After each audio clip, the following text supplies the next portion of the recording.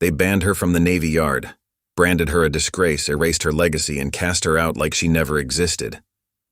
Now, stripped of rank and honor, she stands behind the fence, watching the very ships she once commanded. But just when the world thinks she's gone for good, a Coast Guard cutter cuts through the harbor mist, gleaming and unmistakable, with her name boldly etched into its side. Whispers spread, eyes turn. But why is her name on that ship? And what storm is about to break wide open? Every story brings us a little closer together. Before we dive in, drop a comment with where you're tuning in from. It's a joy to see how far this family of listeners reaches. Margaret Holloway stood at the iron gates of Norfolk Naval Shipyard, her heart heavy as lead. The crisp autumn wind whipped at her civilian clothes that felt wrong after 20 years in uniform. She watched sailors and officers stream past, their faces turning away when they recognized her. Just 3 months ago, they had saluted her with respect. Her fingers traced the empty spot on her chest where her lieutenant commander's oak leaves should have been. The guards at the gate had taken her military ID card, cutting it up right in front of her with cold efficiency. The final insult after everything else they had stripped away. 3 months earlier, she had sat in her office staring at the documents on her computer screen in disbelief. The classified submarine blueprints were there, right where they shouldn't have been, in an encrypted email from her commanding officer, Captain Douglas Brennan, to a private email address she didn't recognize. Her hands had trembled as she dug deeper, uncovering more emails, more blueprints, more proof of betrayal. "It's not possible," she had whispered to herself that night, but the evidence was undeniable. Captain Brennan, the decorated officer she had trusted and served under for 3 years, was selling military secrets to foreign defense contractors. Margaret had done everything by the book.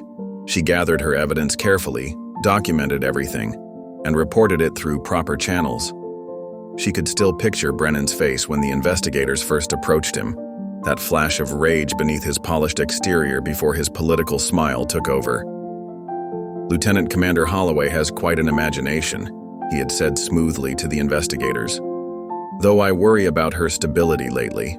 She's been acting erratically, accessing classified files without authorization." That was when Margaret realized just how deep the corruption went. Within days, she found herself facing a court-martial, charged with the very crimes she had uncovered. Brennan's Pentagon connections worked quickly, fabricating evidence of her supposed insubordination and security violations. "The military justice system exists to protect our institutions," the prosecution had declared during her trial. "Lieutenant Commander Holloway has demonstrated a pattern of reckless behavior and disregard for the chain of command."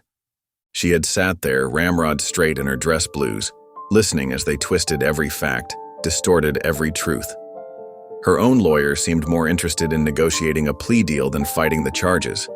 The few witnesses willing to testify on her behalf suddenly received transfers to distant posts or decided they couldn't recall key details. The verdict had been swift and brutal, guilty on all counts. Margaret could still hear the judge's words echoing in her head. "The court finds sufficient evidence to support discharge under other than honorable conditions. The defendant is hereby stripped of rank and privileges and barred from all military installations." Now she stood outside the gates that had been her home for so many years, watching the life she had built slip away. The cold metal fence seemed to mock everything she had believed in: duty, honor, justice. Her father, Admiral William Holloway, had died defending those principles in what the Navy called a training accident. She had followed in his footsteps, believing she could carry on his legacy of integrity. "I'm sorry, Dad," she whispered, her words carried away by the bitter wind. "I tried to do what was right." A young ensign hurried past, almost meeting her eyes before quickly looking away. Margaret recognized the fear in his expression, the same fear she had seen in so many faces during her trial. Everyone knew what happened to people who challenged the system, who dared to expose the corruption festering beneath the surface. But as she turned away from the gates, something hardened inside Margaret Holloway. She thought of her father, of all the others who had been silenced by people like Brennan. The truth was still out there, buried in files and hidden in encrypted messages. They had taken her rank, her career, her reputation, but they hadn't taken her determination to see justice done. Through the chain-link fence, she caught one last glimpse of Captain Brennan walking across the yard, his silver hair gleaming in the sun, his uniform perfect as always. He moved with the confidence of a man who believed himself untouchable, protected by his network of powerful friends. Margaret straightened her shoulders, a ghost of her military bearing returning. They thought they had destroyed her, but they had only stripped away her illusions. Now she could see the rot at the heart of the institution she had served so faithfully, and without her uniform and rank to constrain her, she was free to fight back in ways they would never expect. Margaret Holloway stood behind the chain-link fence, her eyes scanning the harbor with a practiced gaze. The familiar hum of ship engines and the clinking of metal against metal filled the air, sounds that once brought her pride and purpose. Now they only served as painful reminders of a life she no longer belonged to. She adjusted her security guard uniform, a far cry from her crisp navy whites.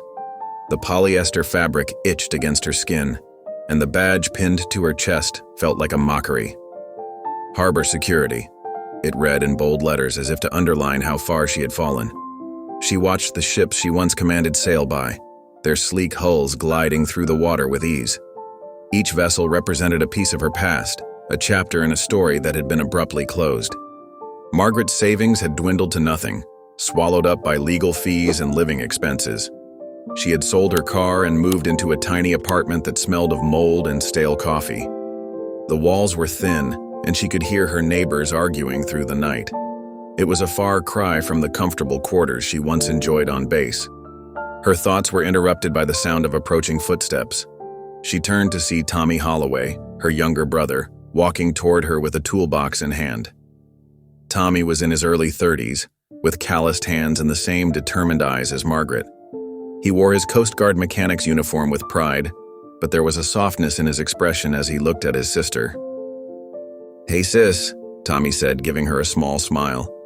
"Thought I'd bring you some lunch." Margaret's face softened at the sight of him. Tommy was her rock, the one person who had stood by her side through everything. While others had turned their backs or whispered behind closed doors, Tommy had believed in her innocence without question. "Thanks, Tommy," she said quietly, taking the brown paper bag he offered. The smell of freshly made sandwiches wafted up to meet her nose, making her realize just how hungry she was. They sat down on a nearby bench overlooking the harbor as they ate in companionable silence. Margaret could feel the weight of Tommy's gaze on her, sensing his unspoken concern. "How are you holding up?" he finally asked, breaking the silence. Margaret shrugged, chewing slowly before answering. "I'm surviving," she said simply, "one day at a time." Tommy frowned, his brow furrowing in worry.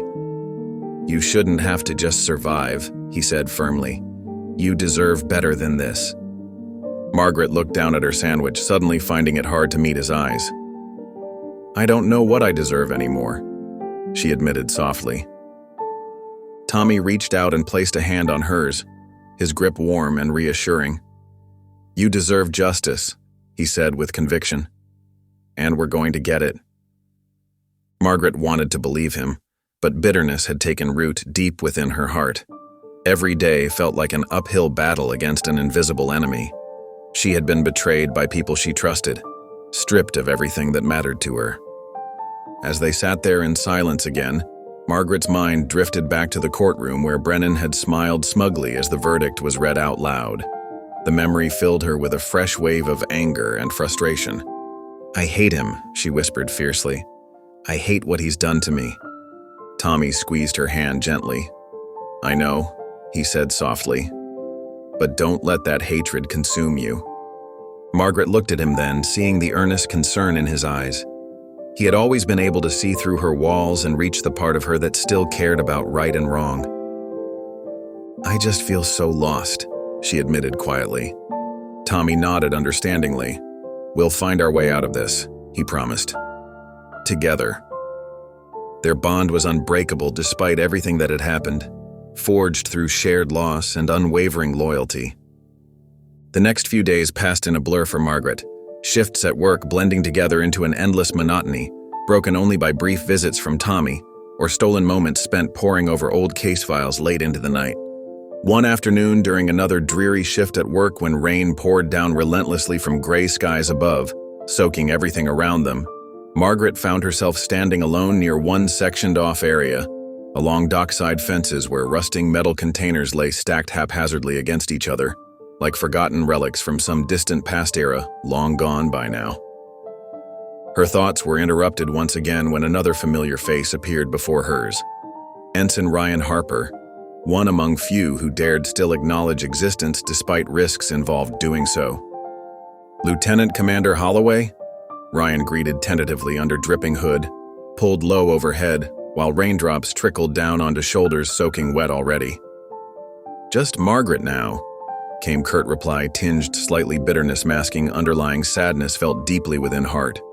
Still aching wounds never fully healed over yet, despite passage time. "I'm sorry, ma'am," Ryan corrected quickly, realizing mistake made moments earlier. "Old habits die hard, I guess." "It's all right, Ryan," Margaret sighed heavily, waving off apology. "What brings you here?" "I heard about job here, figured might run into eventually." Hesitated momentarily before continuing more earnestly than expected. "I wanted to say thank you for everything did back then, standing up truth, even though cost dearly." Margaret blinked, surprised momentarily, unsure how respond such unexpected gratitude, especially coming someone still active duty status, unlike herself, now merely civilian guard, barely scraping living. "You're welcome, Ryan," finally managed muster reply, though voice cracked slightly, betraying emotions held tightly under control till now. "Means lot here, that really does." Ryan nodded silently, seeming understand weight those words carried unspoken volumes between them. Both shared knowledge sacrifices made along way journey seeking truth. Justice midst corruption, lies, deception all around. Before parting ways again, soon afterwards exchanged few more pleasantries, though conversation remained brief overall. Nonetheless left lasting impact upon both individuals involved, showing glimpse hope amidst darkness surrounding lives currently faced ahead. Uncertain futures lying beyond horizons, yet unseen. The steady drizzle of rain against the security booth's window matched Margaret's gloomy mood as she sorted through paperwork from her latest shift. Her small desk lamp cast shadows across stacks of incident reports and doc manifests, mundane tasks that filled her days now. But something caught her eye that made her pause. A familiar name jumped out from one of the shipping documents: Douglas Mitchell Industries. She remembered seeing that company mentioned in files during her investigation of Brennan. Frowning, Margaret pulled out her worn notebook where she'd kept detailed records of her original case. Her hands trembled slightly as she compared the dates and details. The pattern was unmistakable. Every time Douglas Mitchell had ships in port, large sums of money appeared in offshore accounts linked to Brennan. But these transactions went back much further than she'd originally uncovered. 5 years. She whispered, shocked by the scope. "He's been doing this for 5 years. Margaret's security position gave her a unique vantage point to observe the comings and goings of various vessels. Over the next few days, she noticed increased activity around certain restricted areas of the port.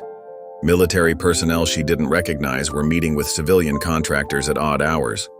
One rainy evening, while making her rounds, she overheard 2 men talking in hushed voices behind a storage container. She recognized one as Brennan's longtime associate, Commander Phillips. "The coordinates for the Echo base will be included in tomorrow's package," Phillips said quietly. "Our friends are particularly interested in the submarine pen locations." Margaret's blood ran cold. Echo base was one of the Navy's most classified submarine facilities, its location known only to those with the highest security clearance. If that information fell into the wrong hands, it would compromise not just the base but every submarine operation in the North Atlantic. She pressed herself against the container, heart pounding as she continued listening. "The payment has already been arranged," the other man said with a thick accent she couldn't quite place.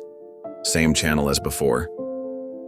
"Brennan says this is the last major transfer," Phillips replied. "After this, we'll need to lay low for a while." Margaret waited until their footsteps faded before slipping away. Her mind raced with the implications of what she'd just heard.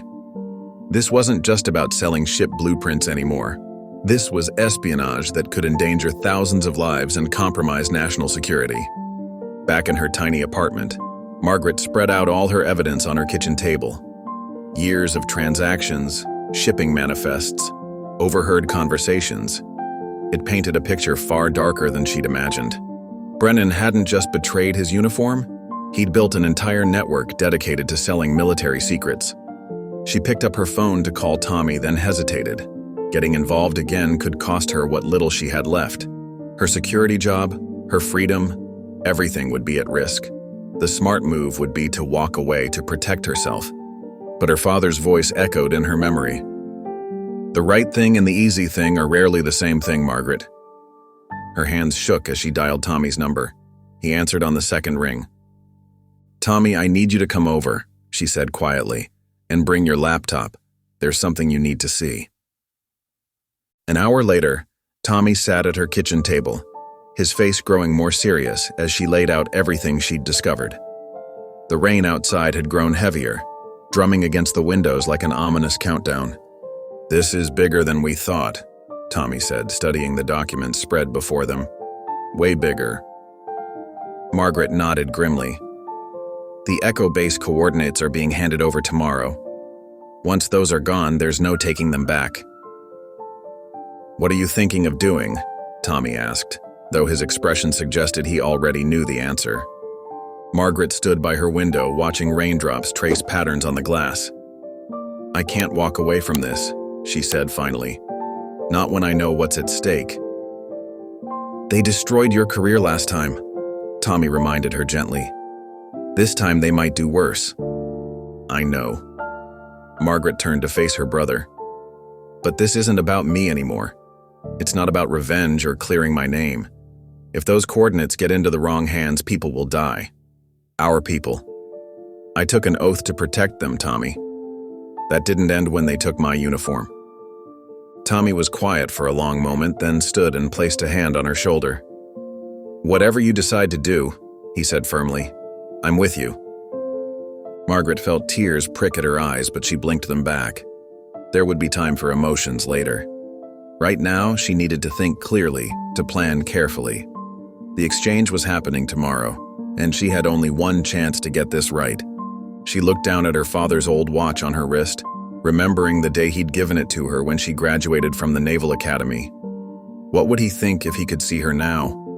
Would he understand the choice she was about to make? The answer came to her with surprising clarity. Of course he would understand. He'd taught her that duty doesn't end with a discharge paper. Some obligations run deeper than rank or uniform. "We need to document everything," she said, turning back to the table. "Every transaction, every meeting, every connection. This time, we're not just exposing Brennan. We're taking down his entire network." Tommy nodded and opened his laptop. Outside, thunder rolled across the sky, but Margaret barely noticed. Her mind was already racing ahead, plotting moves and counter-moves. The stakes were higher than ever, but for the first time in months, she felt truly alive. She wasn't just fighting for herself anymore. She was fighting for everything she'd ever believed in, everything her father had died protecting. And this time, she wouldn't stop until the truth came out. All of it. Margaret sat in the stark waiting room of the FBI's Norfolk field office, clutching a thick manila envelope filled with her evidence. The fluorescent lights hummed overhead as she waited, her heart beating steadily against her ribs. After 3 hours of reviewing her documentation, Special Agent Wilson finally emerged from the conference room. "Ms. Holloway," he said, his face unreadable, "please come with me." She followed him down a narrow hallway into an interrogation room. The metal chair felt cold as she sat down, watching Wilson spread her documents across the table. "You've put together quite a file here," he said, his tone carefully neutral. "But there's something you should see first." He pulled out another folder, this one bearing a federal seal. Margaret's stomach dropped as Wilson laid out bank statements, transaction records, and surveillance photos. Her name was all over them. Deposits from foreign accounts, meetings with known intelligence operatives, coded communications. All of it perfectly fabricated, but convincing enough to destroy her. "These transfers match exactly with the timeline of leaked intelligence," Wilson said. Your military clearance gave you access to everything that was compromised." "Those are fake," Margaret said, her voice steady despite her racing pulse. "Brennan created them to frame me. I can prove Dash." "Captain Brennan came to us 3 months ago," Wilson cut in. "He's been working with our counterintelligence team to track down a spy in the Navy. The evidence led to you." The room seemed to tilt sideways as the full weight of Brennan's manipulation hit her. He hadn't just anticipated her move, he'd orchestrated it. Every document she'd gathered, every connection she'd traced, would now be used to support his fiction of her guilt. Through the fog of shock, Margaret noticed movement in the hallway. More agents were gathering, speaking in hushed tones. They weren't just going to dismiss her claims, they were going to arrest her. "I need to use the restroom," she said quietly, fighting to keep her voice steady. Wilson nodded to a female agent who escorted her down the hall. In the bathroom, Margaret splashed cold water on her face, her mind racing. The window was small, but not impossible. She'd seen the parking lot layout when she arrived. Making her decision, she pulled the fire alarm. The shriek of the alarm caused instant chaos. Margaret used the confusion to slip past her escort and sprint down the back stairwell. Her military training kicked in as she navigated through the building's blind spots, emerging into the parking lot just as the first evacuees started filing out the front. She kept her pace casual as she walked to her car, knowing cameras would be watching. Only when she was 3 blocks away did she let herself breathe. Her phone buzzed. "Tommy." "They're at your apartment," he said without preamble. "FBI agents just broke down your door." "Meet me at Dad's old fishing spot," she said. 1 hour. And Tommy, ditch your phone after this call. Margaret drove carefully, taking side streets and watching her mirrors. Her mind raced through options, each one darker than the last. She was now a fugitive, accused of espionage against her own country. The irony would have been funny if it wasn't so terrifying. The old pier where their father had taught them to fish was deserted this time of evening. Tommy was already waiting, pacing nervously. "They're saying you're a spy," he said as soon as she approached. "It's all over the police channels. There's an all-points bulletin out for your arrest." Margaret leaned against the weathered railing, watching the harbor lights flicker in the distance. "Brennan planned this perfectly. Every piece of evidence I gathered against him, he twisted to implicate me instead." "What are you going to do?" She turned to face her brother. "The exchange is still happening tomorrow. Those submarine base coordinates are still in danger. If I can catch them in the act, document the real transfer." "That's insane," Tommy protested. "Every law enforcement agency in the state will be looking for you. If they catch you..." "Then I'll go to prison for treason," Margaret finished. "But if I do nothing, I'll go to prison anyway, and Brennan will get away with selling out our country." Tommy was quiet for a long moment, then pulled out his keys. "Take my truck. It's not registered in your name. I've got some cash you can have too." Margaret hugged him fiercely. "I can't ask you to help me. If they find out..." "You're not asking," Tommy said firmly, "and they won't find out." As they separated, Margaret saw the same stubborn determination in his eyes that their father had always shown. The Holloway family didn't back down from a fight, no matter the odds. "I'll contact you when I can," she said, taking his keys. "If anyone asks..." "I haven't seen you," he finished. "Be careful, Meg." She drove away in Tommy's truck, watching him grow smaller in the rearview mirror. The weight of what she was undertaking pressed down on her shoulders. She was alone now, a fugitive from the very institutions she'd spent her life serving. But as she merged onto the highway, Margaret felt an odd sense of clarity. For months, she'd been reacting to Brennan's moves, always one step behind. Now she had nothing left to lose. It was time to stop playing defense. Tomorrow's exchange was her last chance to expose the truth. She would either succeed in revealing Brennan's network of spies, or she would go down trying. Either way, she would face it on her own terms. The sun was setting over Norfolk's shipyards as Margaret drove north, leaving behind everything she'd ever known. In her pocket, her father's old watch ticked steadily, marking time toward tomorrow's confrontation. Margaret crouched in the darkness of the warehouse rafters, her muscles cramping from holding still for over 2 hours. The metal beam beneath her was cold and unyielding, but she didn't dare shift position. 20 feet below, Captain Douglas Brennan paced near a folding table, checking his watch for the third time in 5 minutes. The warehouse sat at the edge of the shipyard, its abandoned loading bays offering perfect cover for clandestine meetings. Margaret had tracked Brennan here after following a trail of encrypted messages she'd intercepted through Tommy's Coast Guard connections. Her phone was positioned carefully on a crossbeam, its camera focused on the open space below. The device was recording everything, ready to capture the evidence she desperately needed. At exactly 9:15, the side door creaked open. 3 men entered, 2 wearing dark suits, the third carrying a sleek laptop case. Margaret recognized one of them from intelligence briefings, a known operative for a foreign military contractor. "You're late," Brennan said, his voice echoing in the empty space. "Security at the port was heightened," the man with the laptop replied. "We had to be careful." Margaret pressed the zoom button on her phone, focusing on the laptop as they opened it. The screen cast a blue glow on their faces as they huddled around it. "The coordinates for the submarine base are encoded in these maintenance schedules," Brennan explained, pointing at the screen. "Once you transfer the payment, I'll give you the decryption key." "And you're certain this won't be traced?" one of the men asked. Brennan laughed. "Everything's been arranged. If anyone starts asking questions, all evidence points to a disgraced former officer named Holloway. She's already been set up as our fall guy." Margaret's jaw clenched, but she kept the phone steady. Every word they spoke was another nail in Brennan's coffin. If she could just maintain her position for a few more minutes. The men began discussing payment terms, their voices carrying clearly in the cavernous space.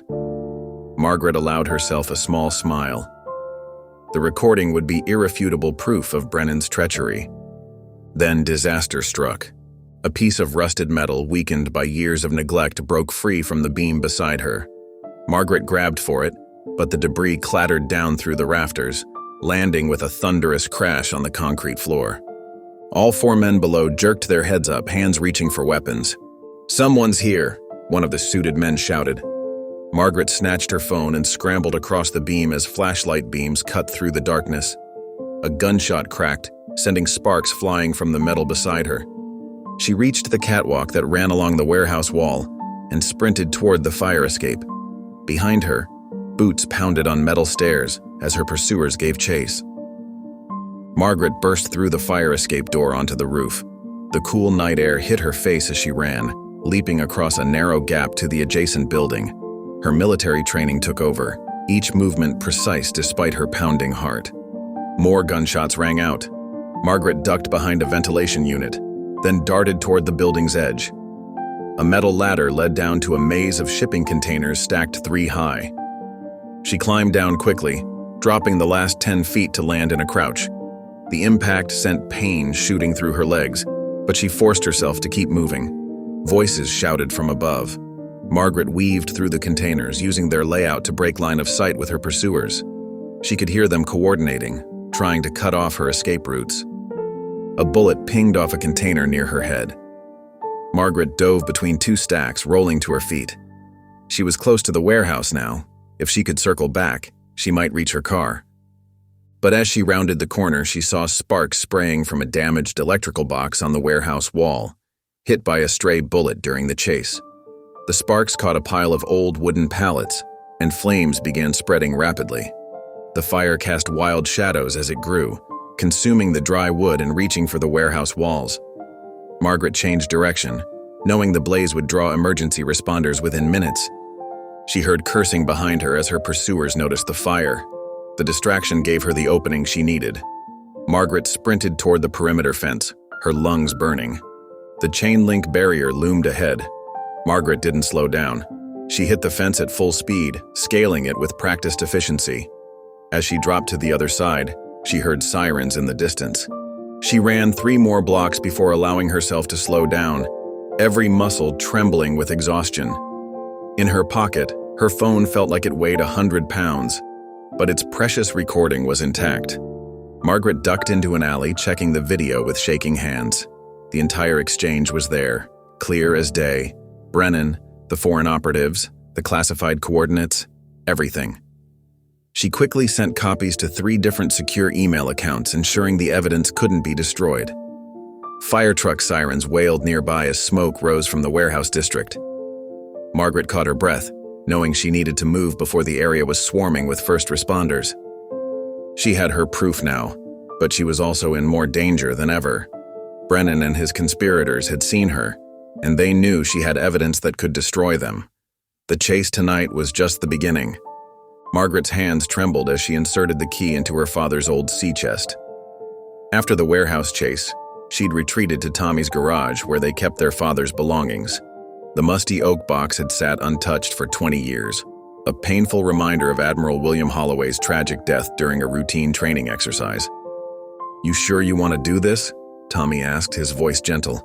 He stood nearby, arms crossed over his Coast Guard uniform. "We haven't opened that chest since—" "I have to," Margaret said. "Something Brennan said at the warehouse keeps bothering me. He mentioned this corruption ring had been operating for decades." The lock clicked open. Margaret lifted the heavy lid, releasing the scent of old leather and polish. On top lay their father's formal dress uniform, still crisp despite the years. She carefully moved it aside, revealing stacks of photographs, service medals, and personal papers. "Look at these dates," Margaret said, pulling out a manila folder. "These notes are from just before Dad died." She spread the papers across Tommy's workbench, switching on the overhead light. Tommy leaned in closer. Those looked like surveillance photos. Margaret's breath caught. The grainy images showed a much younger Douglas Brennan meeting with men in civilian clothes. Her father's neat handwriting covered the margins with dates, times, and locations. "He was investigating Brennan," Margaret whispered. 20 years ago, Dad was tracking the same corruption ring." She dug deeper into the chest, finding more folders filled with technical specifications, shipping manifests, and coded messages. Her father had compiled an extensive record of naval intelligence being sold to foreign powers. At the bottom of the chest, wrapped in oilcloth, she found a small leather journal. The pages were filled with Admiral Holloway's precise script, detailing his growing suspicions about certain officers selling military secrets. Margaret's hands shook as she reached the final entry, dated 3 days before his death. "Meeting source tonight, Ari. B's connection to foreign contractors. Must move carefully. If evidence confirms suspicions, we'll present findings to NCIS tomorrow." "That meeting never happened," Tommy said quietly. "The training accident was that night." Margaret flipped through more papers, then stopped suddenly. "Tommy, look at this." She held up a maintenance report from the night of their father's death. The document showed that the safety equipment for the training exercise had been inspected and signed off by Lieutenant Douglas Brennan. "The equipment failure that killed Dad," Margaret said, her voice breaking. "It wasn't an accident. Brennan knew Dad was about to expose him, so he sabotaged the gear." Tommy gripped the workbench, his knuckles white. "That bastard murdered our father." Margaret sank onto a nearby stool, the journal clutched to her chest. All these years, she'd accepted the official story of a tragic training accident. Now the truth hit her like a physical blow. Her father had died trying to stop the very same corruption she was fighting. "That's why Brennan worked so hard to discredit me," she said. "He recognized Dad's determination in me. He knew I wouldn't stop until I exposed the truth." She stood up slowly, gathering the scattered papers. Her earlier exhaustion from the warehouse chase was gone, replaced by a fierce sense of purpose. This wasn't just about clearing her name anymore. This was about finishing what her father had started, about honoring his sacrifice. "Dad died protecting the integrity of the Navy," Margaret said. "He died trying to stop these traitors from selling out our country's security." She carefully returned the uniform to the sea chest, touching the fabric one last time. "I won't let his death be for nothing." Tommy stepped forward and hugged his sister tightly. "We'll finish this together," he said. "For Dad." Margaret nodded against his shoulder, drawing strength from his support. When she stepped back, her eyes were bright with tears, but her voice was steady. "I have the evidence from the warehouse meeting. Combined with Dad's research, we can prove Brennan's been running this operation for decades." She looked down at their father's journal, running her fingers over the worn leather cover. Dad always taught us that integrity matters more than rank, that protecting what's right is worth any sacrifice. The siblings stood together in the quiet garage, surrounded by the evidence of their father's final investigation. Margaret felt her earlier bitterness and desire for personal vindication falling away. This was bigger than her career or reputation now. She was her father's daughter, and she would see justice done, not just for herself, but for him, and for every sailor who depended on the integrity of their leadership. The corruption that had festered in the shadows for 20 years would finally be exposed to the light. Tommy gathered up the crucial documents, carefully sorting them into piles. What's our next move? Margaret squared her shoulders, feeling the same sense of duty that had driven her father 2 decades ago. We take everything we have, Dad's evidence, the warehouse recording, all of it, and we finish what he started. The evening rain drummed steadily against the windows of Tommy's small apartment above his garage. Margaret sat at the kitchen table, surrounded by stacks of documents from their father's sea chest. Her brother worked nearby, photographing each piece of evidence with careful precision. A soft knock at the door made them both freeze. Tommy reached for the baseball bat he'd propped against the wall, but Margaret raised her hand. "It's okay," she said. "That's our contact." She opened the door to reveal Lieutenant Commander Patricia Vale, her dark hair damp from the rain. The naval investigator stepped inside, shrugging off her wet jacket. "I came as soon as I could slip away without being noticed," Patricia said, her sharp brown eyes taking in the scattered papers. "Though I have to say, meeting with a suspected spy isn't exactly standard procedure." Margaret managed a small smile. "Thank you for coming. I know you're risking your career just by being here." "After reviewing your case file, I knew something wasn't right," Patricia said, pulling up a chair. "The evidence against you was too neat, too perfect. In 15 years of naval investigations, I've never seen a guilty person leave such a convenient trail." Tommy introduced himself and brought coffee for everyone, while Margaret spread out the key documents they'd discovered. She explained about the warehouse recording and their father's investigation 20 years ago. Patricia leaned forward, studying Admiral Holloway's surveillance photos. "This explains so much about Brennan's rapid rise through the ranks. He's been building this network for decades, eliminating anyone who got too close." "Like our father," Tommy said quietly. Patricia's expression softened. "I remember when Admiral Holloway died. He was one of the most respected officers in the fleet. Now we know why Brennan worked so hard to discredit you, Margaret. You're your father's daughter, too principled to look the other way." Margaret played the recording from the warehouse meeting. Patricia listened intently, taking detailed notes about names and locations mentioned.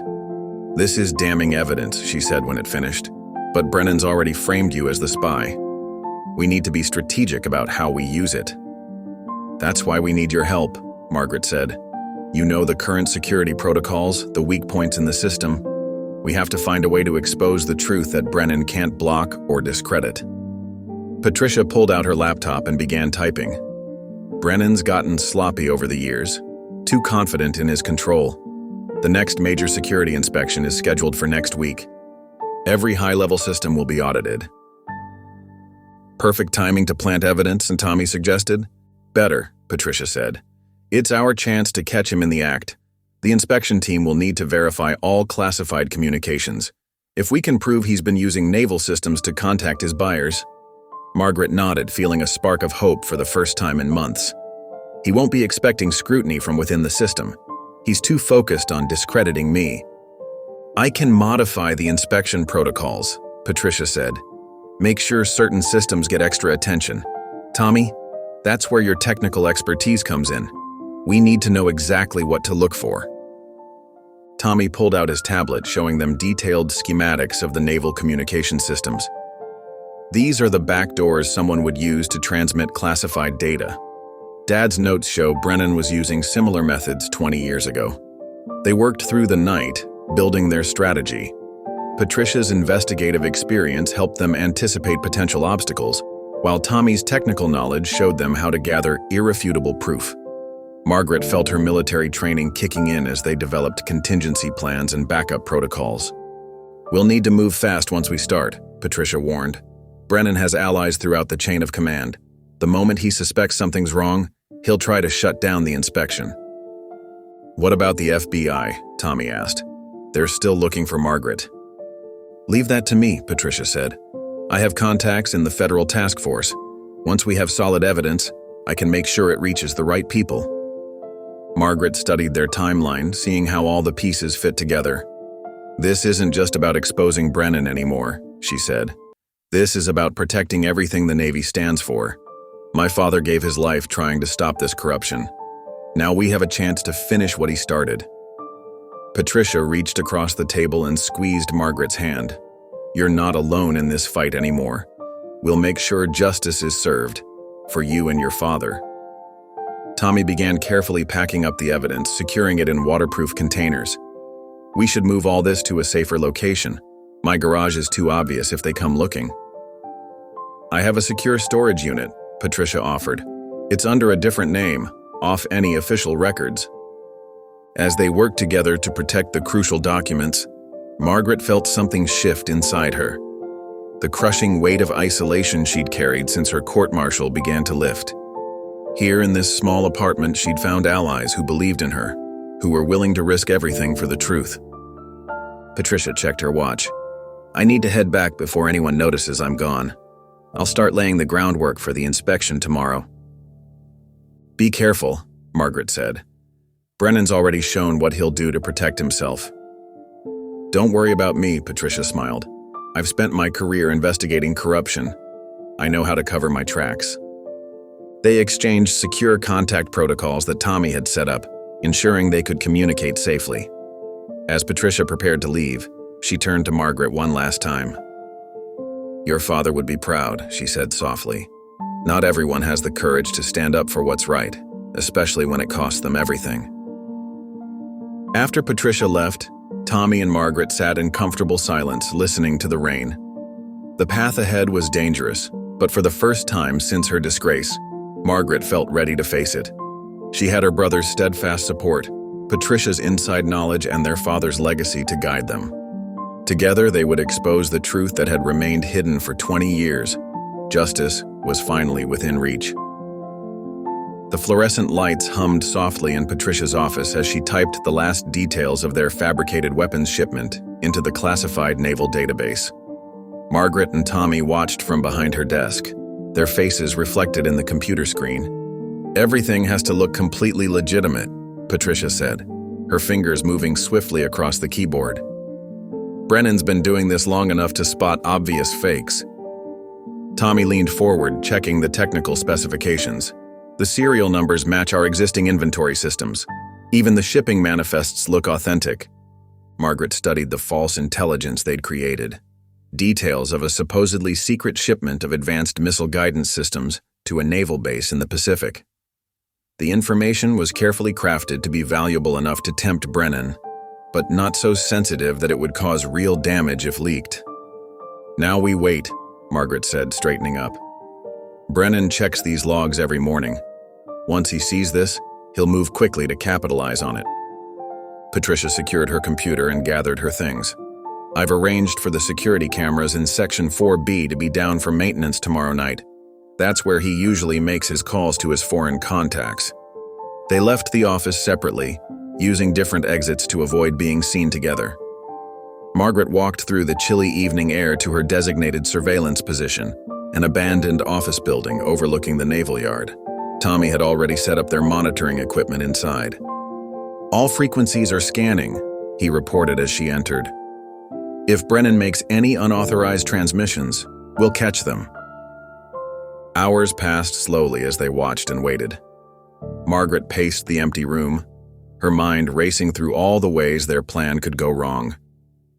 What if Brennan saw through their deception? What if he'd already found another way to communicate with his buyers? Just after midnight, their equipment crackled to life. Tommy quickly adjusted the controls, isolating the signal. "He's making contact," Tommy whispered, sliding on his headphones. "Using the exact frequency we predicted." Margaret listened as Brennan's voice came through, discussing the weapons shipment with someone speaking in heavily accented English. The conversation was brief, but incriminating. Brennan agreed to sell the classified information for $2 million. "We've got him," Margaret said, her hands shaking as she checked the recording equipment. "This is exactly what we needed." But their celebration was cut short by a sudden burst of static. The transmission cut off abruptly, and their monitoring screens went dark. "What happened?" Margaret demanded, looking over Tommy's shoulder as he frantically worked the controls. "Someone's jamming us," he said, his face pale in the glow of the backup systems. "Professional-grade equipment, military specs. This isn't a random interference." Margaret's blood ran cold. "Brennan knows. He must have detected our surveillance." As if confirming her fears, her secure phone buzzed with a message from Patricia. "Compromised. Brennan checking system logs. Get out now." They quickly packed their essential equipment, leaving anything that couldn't be easily carried. Through the window, Margaret spotted movement in the parking lot, dark figures moving with military precision toward their building. "Backstairs," she whispered, guiding Tommy toward the emergency exit. "Stay low and quiet." They made their way down through the darkness, years of military training helping Margaret navigate silently. Behind them, she could hear doors being opened, footsteps moving efficiently through the building. They emerged into the cold night air and quickly separated, following their pre-planned escape routes. Margaret's heart pounded as she walked calmly toward the public parking area, forcing herself not to run. Running would draw attention. When she reached her car, she found a small note tucked under the windshield wiper. The handwriting was familiar. She'd seen it on countless official documents. Brennan's bold strokes spelled out a clear message. "Nice try, Margaret. My turn now." She crumpled the note in her fist, fighting back a wave of fear. They'd known this was a possibility, that Brennan might detect their trap. But the speed of his response, the efficiency of his counter-move, showed just how powerful his organization had become. Back at their safe house, a small apartment Patricia had rented under an alias, the team regrouped. Tommy's face was still flushed from their narrow escape, while Patricia looked exhausted after her frantic efforts to cover their digital tracks. "He let us think we were winning," Margaret said, pacing the room. "He played along just long enough to identify everyone involved in the operation." Patricia nodded grimly. "He's already started moving against me at the office. There are suddenly questions about my recent investigations, suggestions that I've been compromised." "We can't just give up," Tommy insisted. "We have the recording of his transmission, proof that he was selling classified information." "But now he knows exactly what evidence we have," Margaret replied. "He'll have a plausible explanation ready, probably something about running a counterintelligence operation. And with his connections, people will believe him." They fell silent, each understanding the gravity of their situation. Brennan wasn't just fighting back. He was preparing to destroy them completely. Everything they'd worked for hung in the balance. Patricia's secure phone chimed with an encrypted message. Her face grew even more serious as she read it. "My contact in the FBI just warned me," she said quietly. "Brennan's people are preparing multiple warrants. They're going to move against all of us at once." Margaret stared out the window at the city lights, her father's face fresh in her memory. Brennan had killed him to protect this operation, and now he was preparing to eliminate everyone else who threatened to expose the truth. The trap they'd set had failed, but it had also revealed just how far Brennan's influence reached. They'd wanted to draw him out, and they had. But in doing so, they'd exposed themselves to his full power. Now they would have to face whatever counterattack he had planned. Margaret stood at the bow of the Coast Guard cutter, watching the sun sink toward the horizon. The orange light painted the waves in brilliant colors, but she couldn't appreciate the beauty. Something felt wrong about this meeting. "Security sweep's done," Tommy reported, joining her at the rail. "But I don't like how quiet the harbor is tonight. Where are all the usual patrol boats?" She nodded, scanning the waterfront. The normal buzz of maritime activity had died down unusually early. How many civilians still on board? 3 dock workers and the harbor master. They're below deck with Patricia, going over the routine inspection paperwork. The cutter had been their chosen meeting point to confront Brennan with their evidence. neutral territory where his influence would be limited. Now Margaret wondered if they'd made a terrible mistake. A slight vibration caught her attention.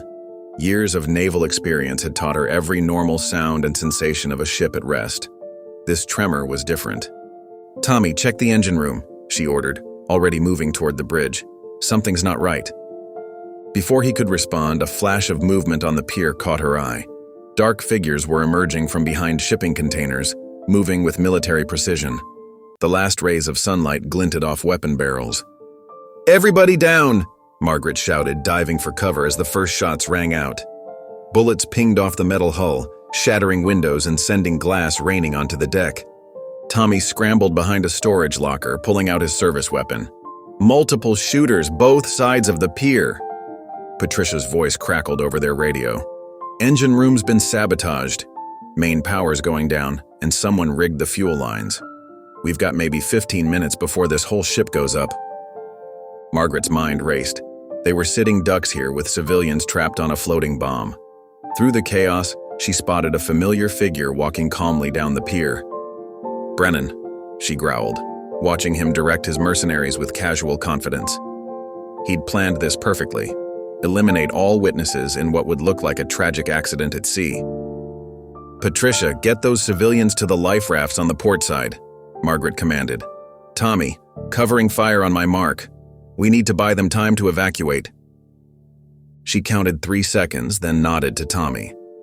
They popped up together, their coordinated fire forcing Brennan's men to take cover. Patricia used the distraction to hustle the terrified dock workers toward the emergency rafts.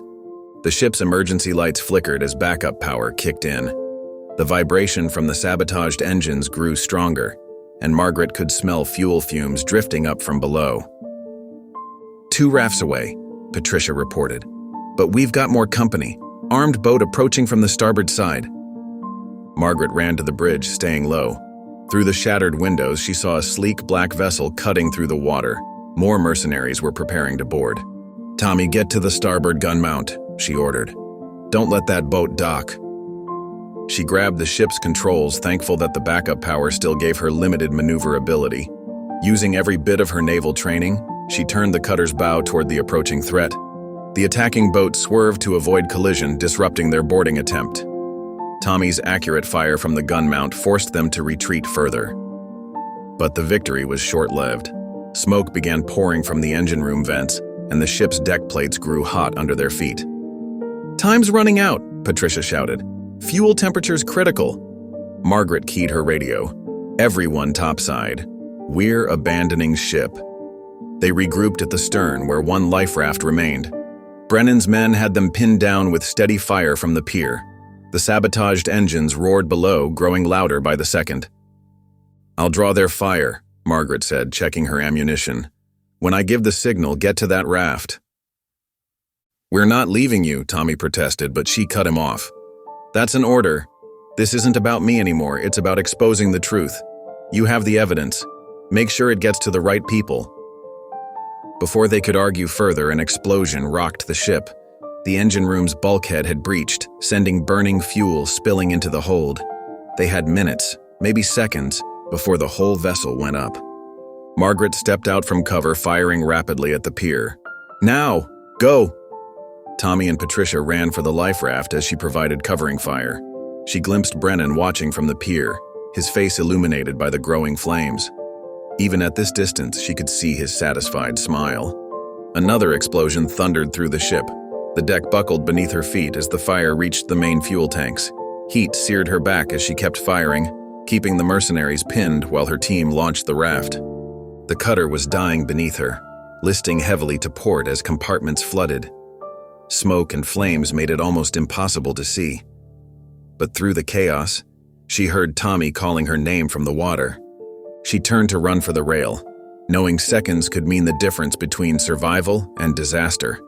But in that moment of movement, she finally understood the full scope of Brennan's plan, and realized this was only the beginning. The night erupted in fire and thunder as the Coast Guard cutter's fuel tanks exploded.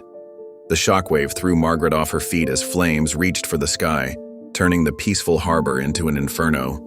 The burning Coast Guard cutter tilted dangerously as Margaret rolled behind a ventilation housing, bullets sparking off metal all around her. Through the smoke, she counted at least 8 mercenaries advancing across the pier.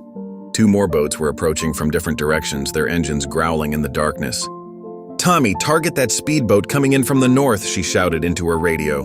"Patricia, get those civilians below deck, away from the windows."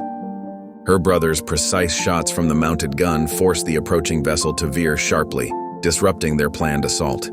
Patricia hustled the terrified dock workers and harbor master down the nearest stairs, shielding them with her body. Margaret's mind raced through naval combat scenarios she'd drilled countless times.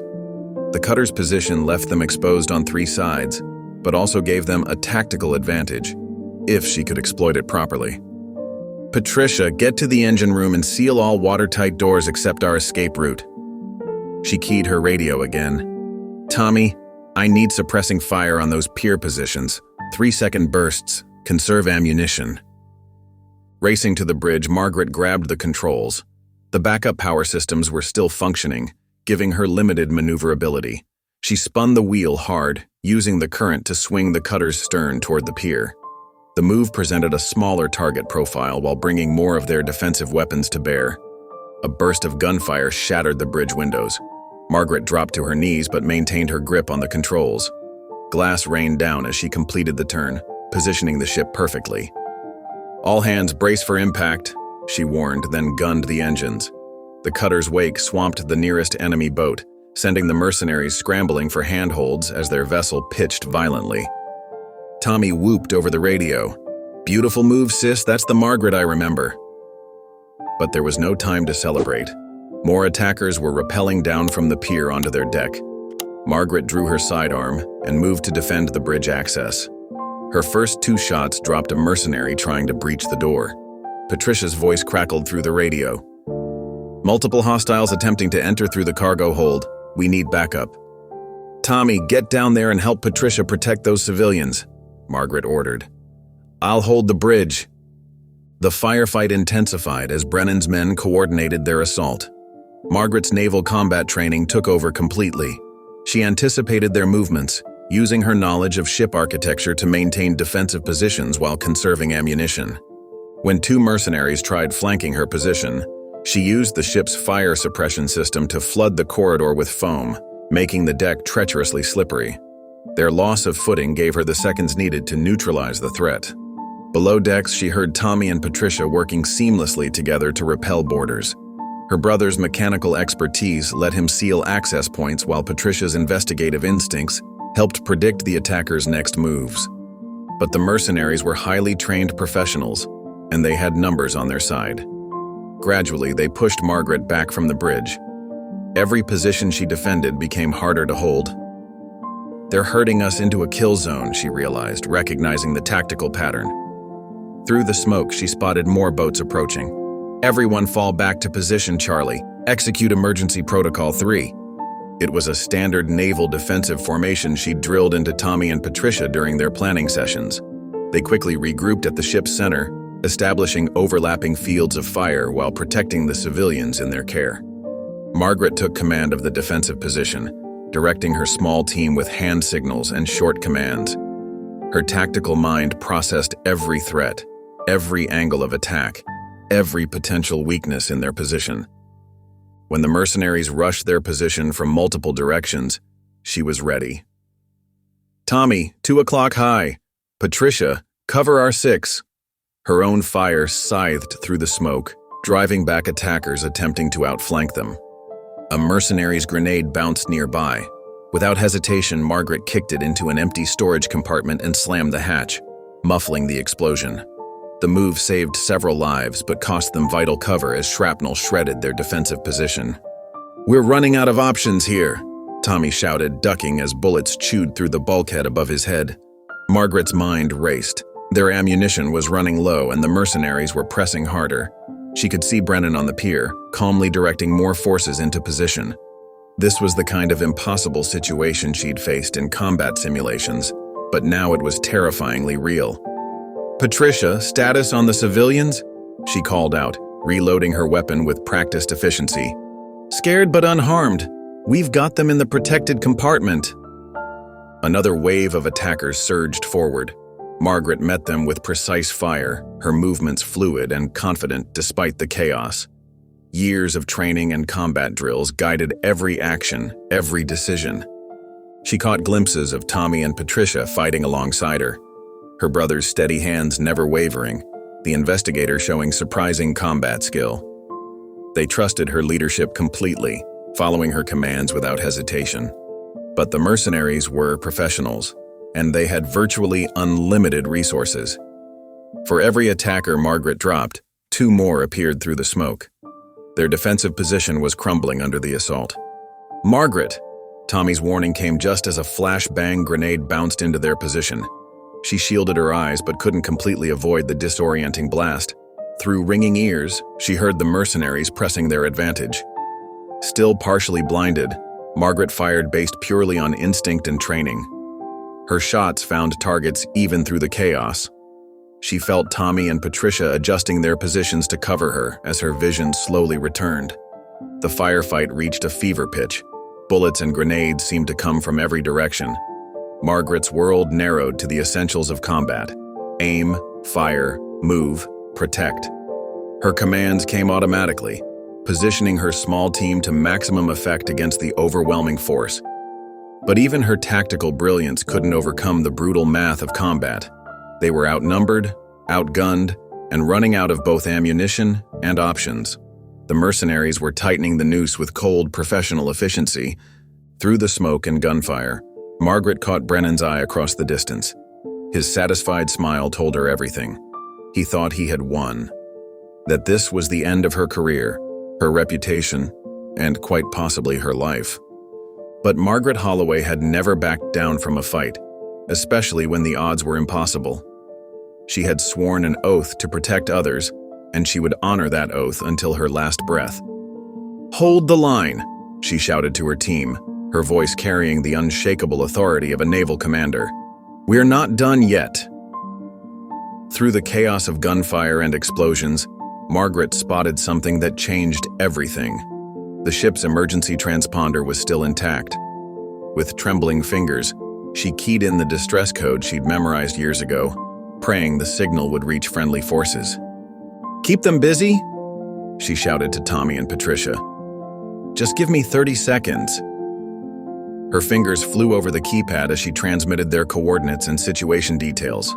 The message was brief but clear. Naval vessel under attack. Multiple hostile forces. Civilians in danger. Captain Brennan identified as conspirator.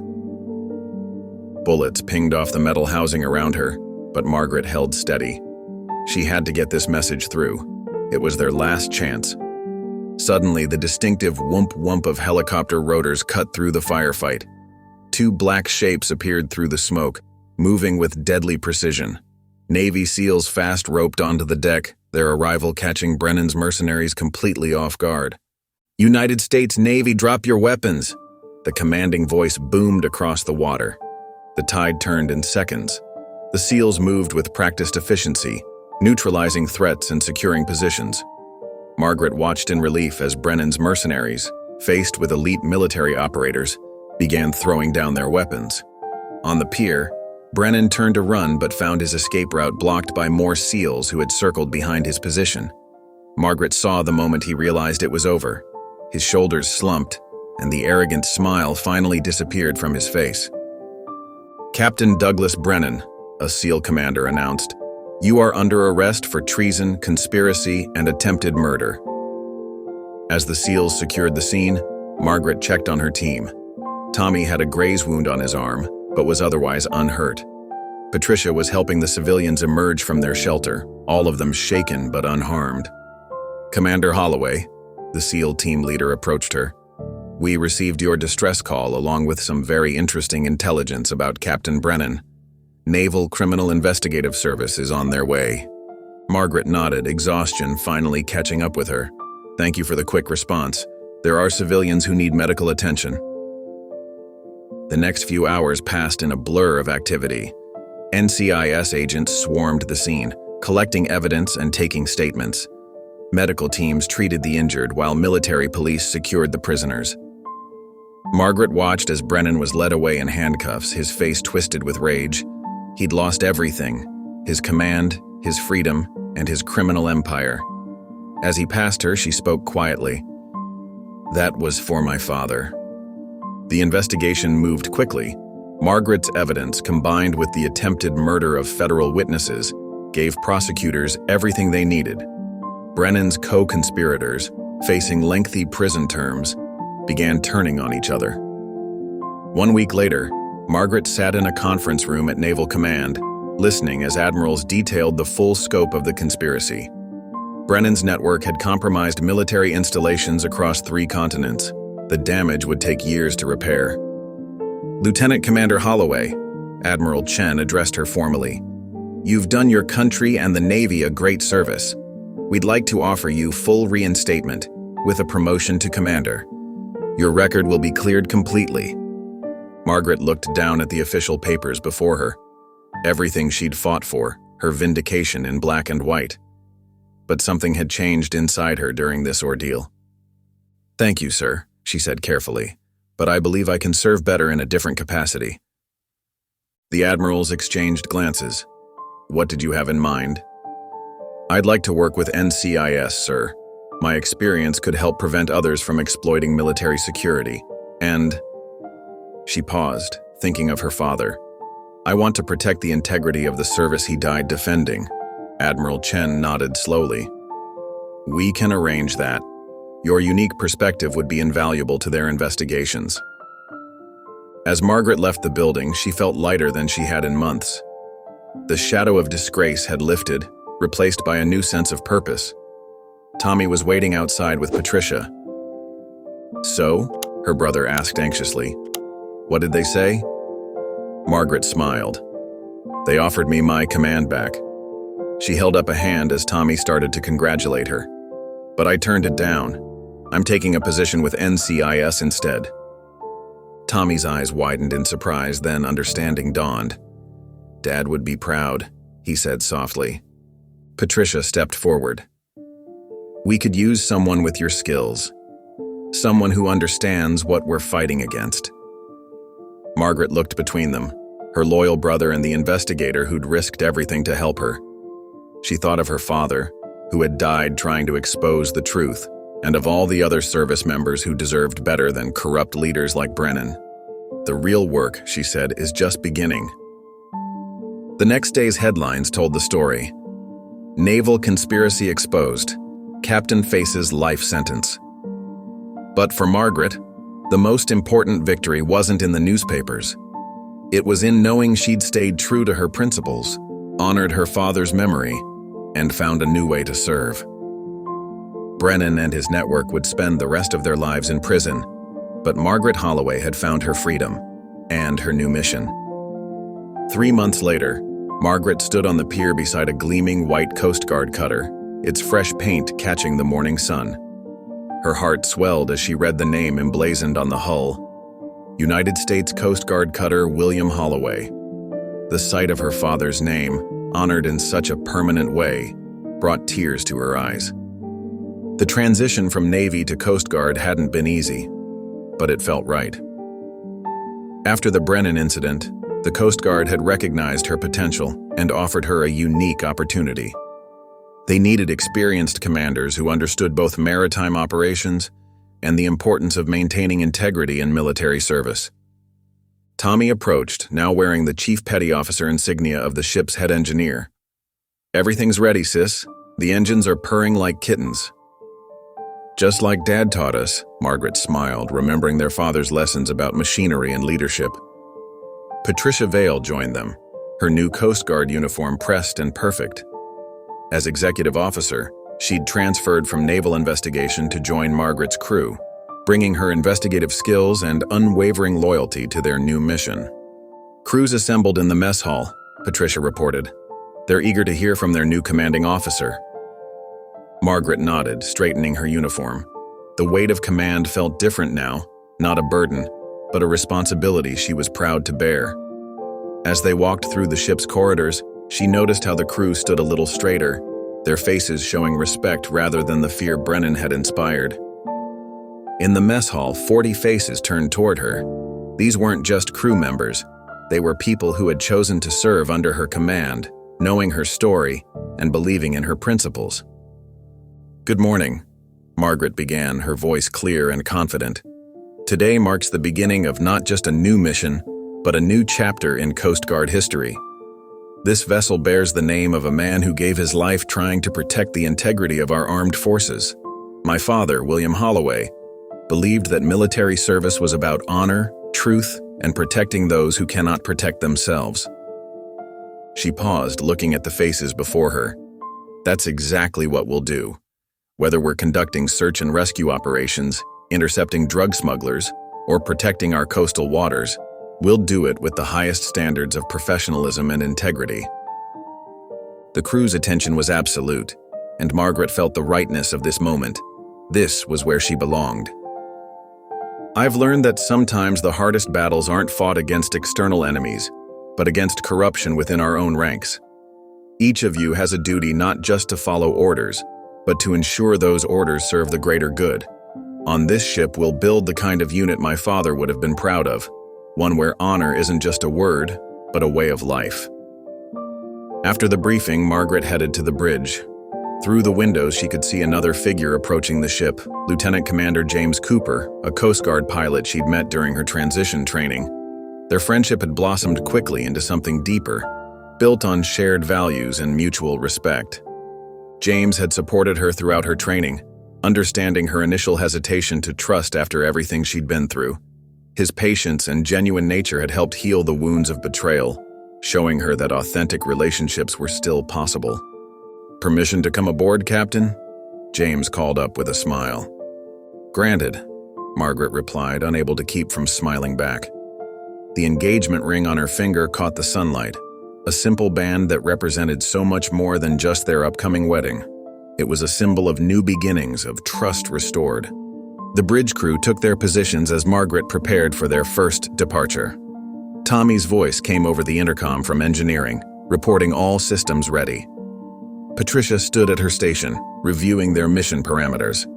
"Set the Special C detail," Margaret ordered, falling into the familiar rhythm of command. But this time was different. This wasn't about proving herself or seeking vindication. This was about building something new, something worthy of her father's legacy. As the United States Coast Guard cutter William Holloway pulled away from the pier, Margaret felt a profound sense of peace. The bitterness that had once threatened to consume her was gone, replaced by purpose and hope. She had found her true calling, not in the Navy where she'd started, but here in the Coast Guard where she could make a real difference. Looking at her crew, at Tommy's proud grin from engineering, at Patricia's competent presence beside her, at James watching from the pier, Margaret knew she had found more than just a new career. She had found a family bound together by shared values and mutual trust. The morning sun glinted off the water as they headed out to sea, the William Holloway cutting smoothly through the waves. Margaret's father had always told her that true leadership wasn't about rank or power, but about inspiring others to be their best selves. As she guided her ship toward the horizon, she finally understood exactly what he meant. This was her new beginning, built on the foundations of truth and justice her father had died defending. But it wasn't an ending. It was a continuation of his legacy, transformed into something even more meaningful. The William Holloway and its crew would carry that legacy forward, one mission at a time. If this story made you pause, reflect, or even smile, don't forget to subscribe. I post daily, and the next story might be exactly what you need to hear.